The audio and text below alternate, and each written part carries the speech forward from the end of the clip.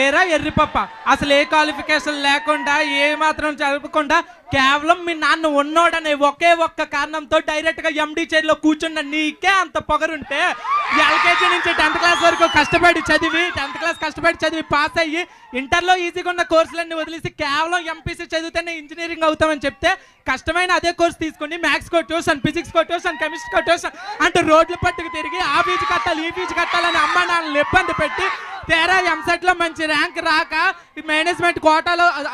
నగలు తాగడి పెట్టి మేనేజ్మెంట్ కోటాలో సీట్ సంపాదించి టీఎం నుంచి వచ్చిన నాకు ఇంగ్లీష్ అర్థం కాక ఫస్ట్ ఇయర్ నుంచి 4th ఇయర్స్ దాకా ఉన్న సబ్జెక్ట్స్ అన్ని 4th ఇయర్లో ఒకేసారి క్లియర్ చేసి సొసైటీలోకి వస్తే ఎందుకు పనికిరాని ఎదవా ఉద్యోగం లేదవా అందరూ తిడుతుంటే, ఎందుకు పనికిరావు తిండి దండగా అని మా నాన్న తిడుతుంటే, ఎవరో ఒక మహానుభావుడు దయ్యుంచి నాకు ఉద్యోగం ఇస్తే దాన్ని కొంత లాగేసుకుందని చూస్తుండండి. ఇలాంటి బేవర్స్ గా ఎదిరించి ఇప్పుడు నీ ముందు నిల్చొని మాట్లాడుతున్న ఉద్యోగాలను గ్రాడ్యుయేట్ని